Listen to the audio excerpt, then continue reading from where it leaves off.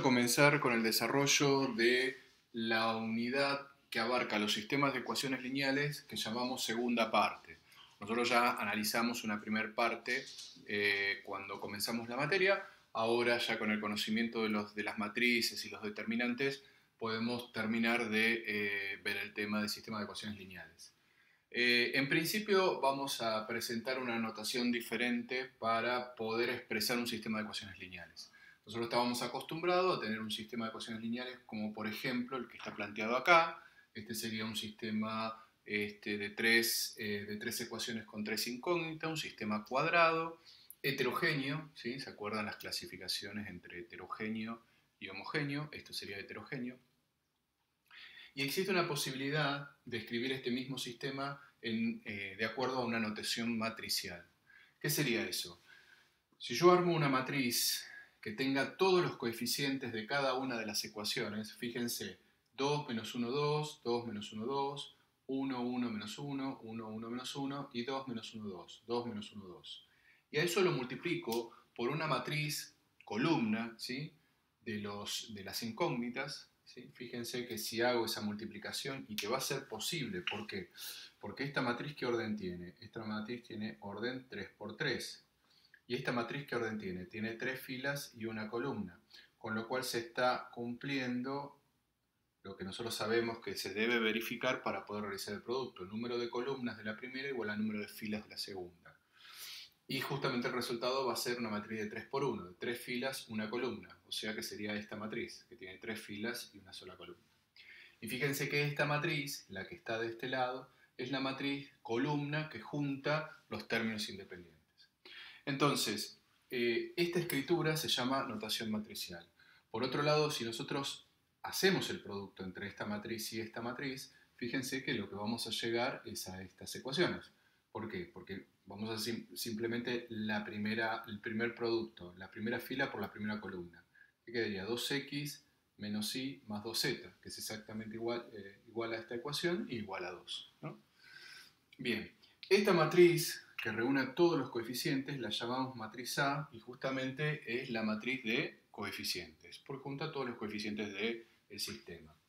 Esta matriz que junta las incógnitas del sistema la vamos a llamar matriz X y va a ser la matriz de las incógnitas.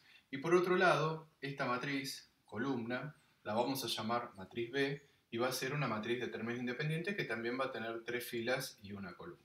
¿Sí? Esto se conoce entonces como notación matricial. Todo sistema se va a poder escribir matricialmente de esta forma. Existe otra manera de expresar el sistema que tiene que ver con la combinación lineal. ¿La combinación lineal de quién? De los vectores que son coeficientes. Fíjense, acá tenemos 2, 1, 2, el 2, 1, 2, el menos 1, 1, 1, menos 1, 1, 1 y el 2, menos 1, 2, 2, menos 1, 2. O sea, estoy planteando la combinación lineal de los vectores columnas. ¿Para qué? Para generar el vector que es el vector que junta los términos independientes. La existencia de estos escalares, x y z, daría cuenta de que estos vectores son combinación lineal, que este vector es combinación lineal de este conjunto de vectores, si llegaran a existir esos escalares. Esta es otra notación que se puede pensar para expresar un sistema de ecuaciones lineales. Plantear un método de resolución que se puede analizar a partir de escribir los sistemas en notación matricial. Entonces pensemos, si tenemos un sistema escrito en forma matricial, A, recuerda matriz de coeficiente, por matriz de incógnitas igual a matriz de términos independientes, y sucede que existe A a la menos 1, o sea que estamos asumiendo que esta matriz A tiene inversa. Entonces, si sucede esto, lo que nosotros podríamos hacer en la ecuación anterior, en esta ecuación, podemos estar de alguna manera despejando el valor de la matriz de las incógnitas. ¿De qué manera? Multiplicando a izquierda, en ambos miembros, por la inversa de A. Es importante, ¿sí?, multiplicar en el mismo sentido en ambos miembros, porque acuérdense que el producto entre matrices no siempre es conmutativo. Entonces, yo si acá multiplico a izquierda, de este lado también tengo que multiplicar a izquierda, ¿sí? Entonces, ¿para qué hago eso? Acá me queda el producto de una inversa por la matriz, o sea, la matriz por su inversa. Ya sabemos que este producto, ¿sí?, es igual a ¿quién? A la identidad. O sea que quedaría la identidad por esta matriz X es igual a ¿quién? A la inversa de A, que multiplica a ¿quién? Que multiplica a B. Bien. Bueno, y la matriz identidad por la matriz de las incógnitas queda directamente en la matriz de las incógnitas. O sea que la matriz de las incógnitas quedaría igual a la inversa de A por B. Entonces ahí llegaríamos al valor de la matriz de las incógnitas del sistema. Cuidado que este método de resolución no se puede aplicar siempre, se puede aplicar solamente a aquellos sistemas donde exista, ¿qué cosa? La matriz inversa, ¿sí? La matriz inversa de los coeficientes. Un ejemplo muy sencillo para ver cómo funciona esto. Si a mí me dan para resolver esto y lo tengo que hacer de acuerdo al método matricial o la notación matricial, lo primero que tengo que hacer es escribir o expresar en notación matricial el sistema. Entonces, la matriz de los coeficientes va a ser 1, 1, ¿sí? 1 menos 1. La matriz de las incógnitas, en este caso, es la matriz formada por las variables x e y, igual a la matriz de los términos independientes, que será 2 y menos 1. Entonces digo, para aplicar la resolución matricial lo que debo asegurar es la existencia de la inversa. ¿Se acuerdan que había una cuestión de, podíamos decir que la inversa existía si el rango de la matriz era el máximo posible o si el determinante de la matriz era distinto de 0?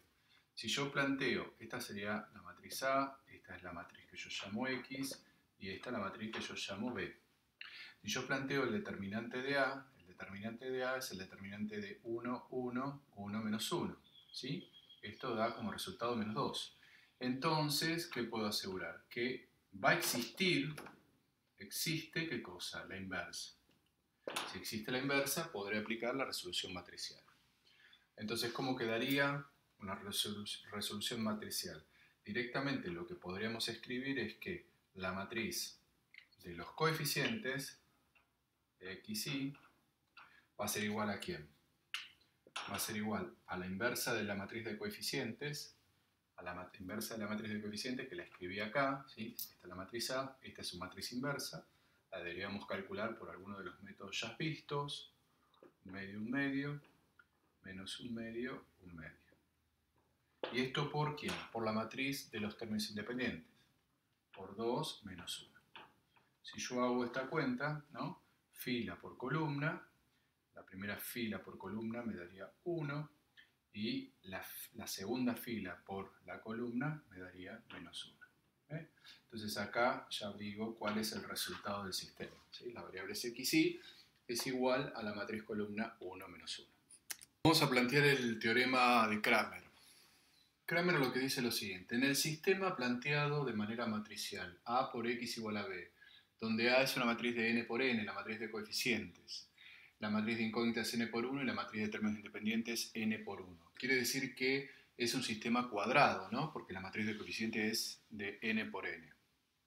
Si sucede que el determinante de la matriz de coeficientes es distinto de 0, entonces lo que puedo afirmar del sistema es que tiene única solución. Ya sé que va a tener única solución.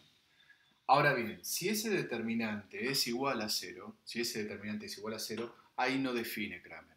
Ahí dice, bueno, pueden pasar las dos posibilidades restantes. Puede ser un sistema incompatible o puede tener infinitas soluciones. Ahora bien, si el determinante es igual a 0 y sucede que la matriz de términos independientes es también 0, está formado por ceros, entonces ahí sí Cramer dice, bueno, el sistema es compatible indeterminado, o sea que tiene infinitas soluciones. ¿Y por qué lo afirma? ¿Por qué? Porque en realidad cuando tengo los términos independientes iguales a 0, ¿sí? Eso transformaría el sistema en un sistema homogéneo. Y sabemos que los sistemas homogéneos no pueden arrojar como posibilidad, no pueden ser sistemas incompatibles, o sea, siempre tienen solución, única o infinitas. Entonces, al no tener esta posibilidad, cuando el determinante vale 0 y se trata de un sistema homogéneo, bueno, ahí puedo decir que el sistema tiene infinitas soluciones. Planteamos hace un momento el teorema de Cramer, entonces a partir de entender el teorema de Cramer vamos a desarrollar, a presentar el método de resolución de sistemas de ecuaciones lineales por Cramer. Este método tiene también una limitación. ¿Cuál es la limitación? Se puede plantear en aquellos sistemas donde, cuadrados obviamente, donde el determinante de los coeficientes, o sea el determinante de A, que lo vamos a llamar delta, tiene que ser distinto de 0, o debe ser distinto de 0. Entonces vamos a chequear eso a ver si es cierto. En este sistema tenemos como coeficiente 2, 0, menos 1, tenemos 1, 0, menos 1, y acá tenemos 1, 2 y 0, ¿no? Este sería el determinante de los coeficientes. A ver, 2, menos 1, 1, menos 1 y 1, 2. Perfecto. Si desarrollamos por Laplace, por la segunda columna, ¿sí? Tendríamos directamente que es el 2 elevado a la menos 1. Esto está en la tercera fila, segunda columna, o sea que esto es 5, ¿no? Y el determinante que me queda acá sería, sacando columna y fila, sería 2 menos 1, 1 menos 1. Esto da negativo, con lo cual esto es menos 2, ¿sí? Y acá me queda menos 2, me queda menos 2 más 1, me queda menos 1, ¿no? Menos 2 más 1, me queda menos 1. O sea que esto me daría como resultado 2. Bien. Quiere decir entonces que es posible aplicar el método de Cramer. ¿Por qué? Porque el determinante me dio distinto de ceros. Entonces, por su teorema, ¿qué podemos decir? Que sin duda este sistema va a ser compatible determinado, que vamos a encontrar una solución. Bien, ¿cómo hacemos para encontrar esa solución? Bueno, tenemos armado un determinante delta. Vamos a armar ahora un determinante por cada una de las variables que aparece en el sistema de ecuaciones. Tenemos 3 variables, con lo cual voy a armar 3 delta. Delta de x, delta de y y delta de z. Que no van a ser ni más ni menos que 3 determinantes. 3 determinantes. Que ¿cómo los voy a armar? Voy a partir del determinante delta, ¿sí? Y fíjense, esta sería la columna asociada a la variable x, esta es la columna asociada a la variable y la última es la columna asociada a la variable z. Si yo quiero armar el delta x, lo que hago es reemplazar la columna asociada, la columna de los coeficientes asociada a la variable x, por los términos independientes. O sea que acá quedaría, en lugar de 2, 1, 1, lo que debería escribir es 2, 2, 5. ¿Ok? Después el resto son exactamente los mismos elementos del determinante delta. O sea, 0, 0, 2, menos 1, menos 1, 0. ¿Sí? De la misma manera, si armamos el delta i y el delta z, ¿qué vamos a tener que hacer? Para el delta i sacamos la columna de los coeficientes de i y la reemplazamos por los términos independientes. Con lo cual, acá iría ahora el 2, 2, 5. Y las otras columnas son las que aparecen en el determinante. O sea que sería 2, 1, 1, menos 1, menos 1 y 0. Y por último, el delta, el determinante, o sea el delta z, lo voy a obtener sacando la columna de los coeficientes de z y colocando los términos independientes. O sea que quedaría acá, y estas columnas son exactamente las mismas que están en el determinante delta. ¿Sí? Bien. Vamos a resolver cada uno de estos determinantes. Si resuelvo acá, resuelvo también por la por la segunda columna. Por la segunda columna me queda 2 elevado a la menos 1 a la 5, ¿no? Por el determinante 2 menos 1, 2 menos 1. ¿Sí? 2 menos 1, 2 menos 1. Bien. Este determinante va a dar 0, ¿no? Este determinante da 0. Vamos acá. Vamos a desarrollar acá por la tercera columna. Entonces, si desarrollo por la tercera columna, ¿qué me queda? Menos 1 elevado a la menos 1. Esto está en primera columna, tercera, o sea que da par. O sea que esto es, dijimos, este elemento está primera fila, tercera columna. O sea que da 4. ¿Por qué determinante? Por el determinante 2, el determinante sacar fila y columna. 1, 2, 1, 5. ¿Sí? Más este otro elemento que es el menos 1 por el menos 1. Acá estamos en segunda fila, tercera columna. O sea que da 5 esto, la suma. Y el determinante que queda va a ser igual a 2, 2, 2, 2, 1, 5. ¿Sí? Si hacemos las cuentas, esto me queda 5 menos 2, esto es tanto como 3, y esto es 10, 10 menos 2 es 8. Entonces acá me queda, esto es par, me quedaría menos 3, ¿no? Todo esto es menos 3, y acá me queda, esto es negativo, o sea que me quedaría más 8. Quiere decir que esto estaría dando tanto como 5. Dando el delta z, el último determinante, por la tercera columna, que nos va a quedar 2, perdón, vamos a hacerlo en negro, 2 por el menos 1 elevado a la 5, ¿no? ¿Por qué determinante? Por el determinante fila y columna quedaría 2, 1, 2, 2. ¿Sí? Nada más que esto. ¿Esto cuánto estaría dando? Esto da 4 menos 2, esto da 2. Esto da negativo, o sea que esto me queda menos 2, por 2 me quedaría menos 4. ¿Bien? Bueno, una vez que yo tengo todos los deltas calculados de cada una de las incógnitas, ¿cómo hago para obtener el valor de las incógnitas? Bueno, el valor de las incógnitas se va a obtener de la siguiente manera. Por ejemplo, yo quiero calcular el valor de la incógnita x, tengo que hacer el cociente entre el delta asociado a la variable x sobre el delta, el determinante delta. Entonces, en este caso, como el delta x nos dio 0, esto sería 0 sobre 2, esto entonces nos está diciendo que x vale 0. Bien, si vamos al delta y queremos sacar el valor de la variable y, esto va a ser igual a delta y sobre delta. ¿Sí? O sea que en nuestro caso, ¿qué va a ser? 5, ¿sí? Sobre el delta que nos dio 2. Esto implica que la variable y va a ser igual a 5 medios. Y por último, vamos a decir que la z es igual al cociente delta z sobre delta. En este caso, el delta z nos dio menos 4 sobre el delta que es 2. Entonces nos queda que la variable z es igual a menos 2. Y de esa manera obtuvimos el valor de las variables, ¿sí? O de las incógnitas del sistema. Fíjense lo importante de que el delta sea distinto de 0 para poder aplicar el método, porque para encontrar el valor de las variables, ¿qué es lo que hago? Dividir justamente por el valor de delta. El teorema de Roger-Frobenius, ¿sí? O el teorema de los rangos.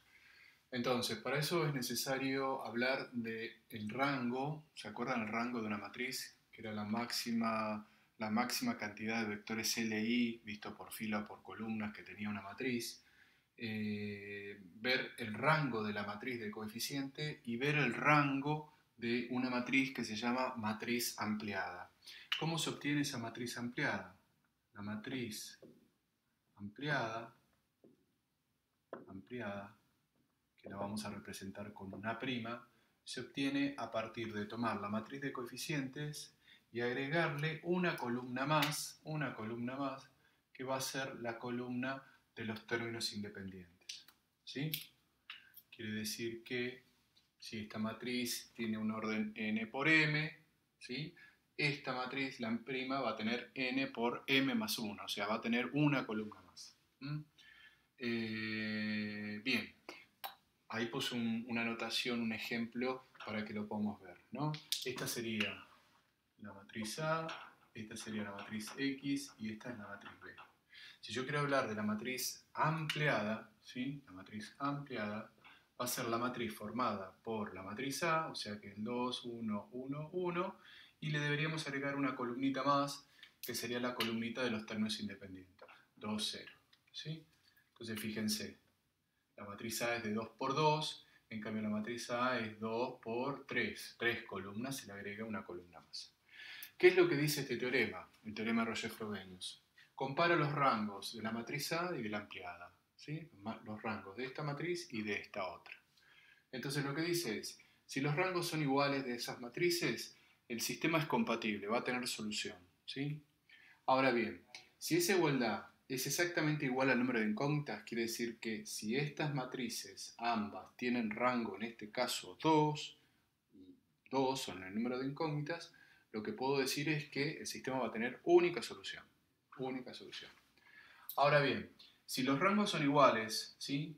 Iguales a un número R, pero eso es menor al número de incógnitas, vamos a suponer en este ejemplo. Si estos rangos son iguales, pero ambas matrices, la A' y la A, tienen rango 1 y la cantidad de incógnitas son 2. Quiere decir que hay una igualdad de rangos, pero es menor al número de incógnitas. Entonces ahí vamos a decir que existen infinitas soluciones. Y las soluciones, el conjunto solución, va a estar expresado en una cantidad de variables libres. ¿Se acuerdan ese K que nosotros cuando escribíamos el conjunto de infinitas soluciones hablábamos de una variable que dependía de los reales, hacíamos variar esa variable y obteníamos soluciones? Esas eran las variables libres. La cantidad de variables libres va a ser la diferencia entre el número de incógnitas y esa igualdad de rangos. Quiere decir que vamos a suponer que estas dos matrices tienen rango 1, el número de incógnitas son 2, 2 menos 1 es 1, quiere decir que la cantidad de variables libres que va a tener el conjunto de solución va a ser 1, en el caso de que suceda eso. Y bueno, lo que se establece también como corolario de este teorema es que cuando los rangos de A y A' son iguales, el sistema es compatible. Cuando los rangos son distintos, el sistema es incompatible. Bueno, vamos a continuar entonces resolviendo sistemas parametrizados. En la primera parte de los sistemas de ecuaciones lineales también había sistemas parametrizados para analizar. Allí lo analizamos de una manera diferente a lo que vamos a hacer ahora. Ahora vamos a aplicar el teorema de Roger-Frobenius, el teorema de los rangos, para encontrar los K, ¿sí? Los K que hagan que este sistema se transforme en un sistema compatible determinado, compatible indeterminado o incompatible. De eso se trataba, resolver un sistema parametrizado. Entonces, lo que yo tengo que hacer es trabajar con los rangos de la matriz A y el rango de la matriz ampliada. ¿Se acuerdan que una forma de poder encontrar los rangos de una matriz tenía que ver con la cantidad de pivotes que yo podía seleccionar en esa matriz al aplicar el método de Gauss-Jordan? Si yo al aplicar el método de Gauss-Jordan puedo seleccionar 3 pivotes en esa matriz, entonces el rango de esa matriz va a ser 3. Entonces de esa manera podría estar pensando y llegando a la conclusión de cuál es el rango de la matriz A y de la matriz ampliada. Entonces, bueno, vamos a escribir la matriz A y la matriz ampliada. En realidad la matriz A va a ser la matriz formada por el 1, 1K, 3, 4, 2 y 2, 3, menos 1. ¿Sí? Esta va a ser la matriz A. ¿Sí? Esto es la matriz A. Esto es la matriz A. Si ahora quiero yo la matriz ampliada, recuerdan que le tengo que agregar una columna más, que era la columna de los términos independientes, 2K1. O sea que todo esto que tengo acá, ahora todo esto que tengo acá, es lo que yo llamo, vamos a escribirlo por acá, es lo que yo llamo matriz ampliada. Bien, entonces bueno, vamos a empezar a seleccionar pivotes en mi matriz, en matriz A. Yo elijo pivote acá, tengo entonces un pivote, esto me queda en ceros, esto me queda exactamente igual, y ahora empiezo a transformar estos números. Cuidado porque empiezan a haber cuentas medias raras para hacer. Transformado del 4 es 4 menos 3, que sería 1. 4 menos 3. Transformado del 2 sería 2, 2 menos 3K. ¿Sí? 2 menos 3K. Transformado de este K es K menos 6. K menos 6. Transformado de este 3 es 3 menos 2, que es 1. Transformado de este menos 1 es menos 1 menos 2K. Sería menos 1 menos 2K. Y transformado de este 1 sería 1 menos 4, que es menos 3. Bien. Entonces lo que yo puedo decir ya por la selección de un pivote es que la matriz A y la matriz ampliada por lo menos rango 1 tienen. rango 1 tiene. Ahora bien, vamos a seleccionar otro pivote. ¿Se acuerdan el criterio de selección de los pivotes? No podía ser un 0, no podía ser 0, y tampoco podía estar en filas y en columna de pivotes anteriores. Acá elegí un pivote que estaba acá, con lo cual eliminé la posibilidad de esta columna y de toda esta fila. Si elijo ese número como pivote, arrastro la columna que ya tenía, y esta columna menos el pivote se transforma todo en 0 y la fila queda exactamente igual. ¿Sí? Bueno, vamos a transformar los elementos que faltan. El transformado de este elemento, ¿qué va a ser? K, ¿sí? K por 1K, menos este producto, o sea que sería menos 2 más 3K. O sea que lo que va a quedar va a ser menos 2 más 4K. ¿Sí? Menos 2 más 4K. El transformado de este número, ¿cuál va a ser? Va a ser 2 menos K más 6. O sea que esto va a ser igual a 8 menos K. ¿Sí? A ver, repitamos esta cuenta. Esto sería 2 menos K más 6. Sí, perfecto. Bien. ¿Por dónde seguimos? Seguimos por el transformado de este número, de acá abajo. ¿Esto qué va a ser? Menos 1 menos 2K, que sería este producto, menos este producto, que sería menos 2 más 3K. Entonces esto estaría dando tanto como menos 3, ¿sí? Menos 3 más K. Y el transformado de este número va a ser menos 3 menos K más 6. O sea que va a ser menos K más 3. ¿Sí? Bien. Entonces ahí, para seleccionar un tercer pivote, estaría parando. ¿Por qué? Porque nosotros elegimos este pivote, eliminamos esta fila, esta columna. Elegimos este pivote, eliminamos esta columna, esta fila. Con lo cual, la próxima selección de pivote tiene que ver con este número, con este número. Este número es un número que está en la matriz A. En cambio, este número que está... Perdón, este número... Vuelvo otra vez. Este número está en la matriz A y también está en la matriz ampliada. ¿Sí? Y este número solamente está ¿dónde? En la matriz ampliada. Entonces, vamos a pensar en lo siguiente. Vamos a pensar... Voy a borrar esto que está acá. Si yo quiero que el sistema sea compatible determinado, vamos a empezar por ahí. Si yo quiero que el sistema sea compatible determinado, ¿qué tengo que lograr? Tengo que lograr que los rangos de las matrices sean exactamente iguales, ¿sí? E iguales al número de incógnitas. Las incógnitas son 3, o sea que ambas matrices tendrían que tener rango 3. Entonces, pensemos un poco. Para poder elegir un tercer pivote, ¿sí? En la matriz A, y tener un rango 3 en la matriz A, deberíamos exigir que este número, ¿sí? Sea distinto de 0. ¿Sí? El menos 3 más K debería ser distinto de 0. Y si eso sucede, si este número es distinto de 0, lograríamos elegirlo como pivote y lograríamos entonces que la matriz A tenga rango 3. ¿Y qué va a pasar con la matriz ampliada? Si nosotros borramos esta columnita y elegimos a este número como pivote, también estamos eligiendo también 3 pivotes en la matriz ampliada también. Porque al elegir este número como pivote ya eliminamos la posibilidad de que el otro sea pivote. O sea que la matriz ampliada también tendría rango 3 si esto sería un número distinto de 0. O sea que esta es la condición que origina rango 3 en ambas matrices. O sea que lo que tiene que pasar es que el K sea distinto del número 3. Si pasa eso, el sistema tiene una sola solución. Vamos ahora a pensar si quiero que el sistema sea compatible e indeterminado. Entonces lo que debería pasar es que los rangos coincidan, ¿sí? Coincidan, pero sea menor al número de incógnitas. Nosotros ya elegimos 2 pivotes, con lo cual la matriz A y la matriz ampliada por lo menos tienen que tener rango 2, tienen rango 2. Entonces lo que tengo que evitar es que tenga rango 3, porque hay 3 incógnitas. O sea que esto, ¿sí? Debería ser igual a 2, ¿sí? 2, que es menor al número de incógnitas. Para que ambas matrices tengan rango 2, vamos a pensar.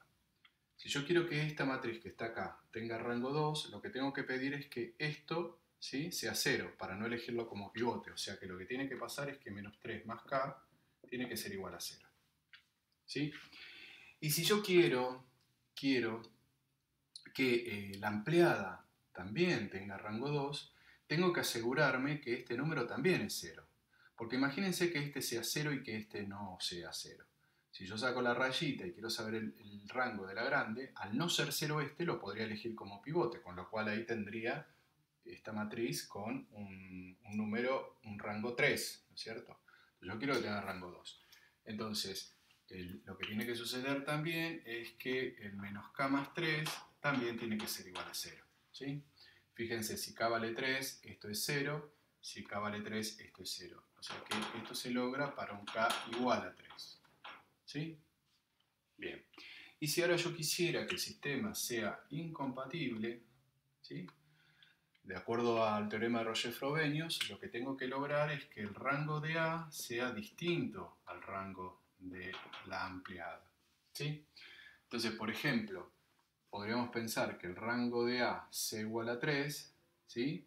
Perdón, el rango de A sea igual a 2 y el rango de A' sea igual a 3. Ahí no van a coincidir. Si yo quiero que el rango de A sea igual a 2, entonces lo que tiene que pasar es que este número tiene que ser 0. ¿Sí? Y si yo quiero que el rango de la ampliada, o sea, toda la grande, sea igual a 3, ¿sí? Si yo quiero que el rango de la ampliada sea igual a 3, entonces lo que tendría que estar planteando es que menos k más 3 sea distinto de 0 para poder elegirlo como pivote. Pero ¿qué pasa? No existe un k que haga 0 esto y que haga distinto de 0 esto. Porque el k igual 3 hace 0 esto y hace 0 esto también. Entonces, ¿qué decimos? Decimos que no existe k tal que el sistema sea como incompatible. ¿Sí? Bueno, de esa manera aplicamos el teorema de Roger-Frobenius en la resolución de un sistema parametrizado a través de la comparación de los rangos y el número de incógnitas que tiene el sistema.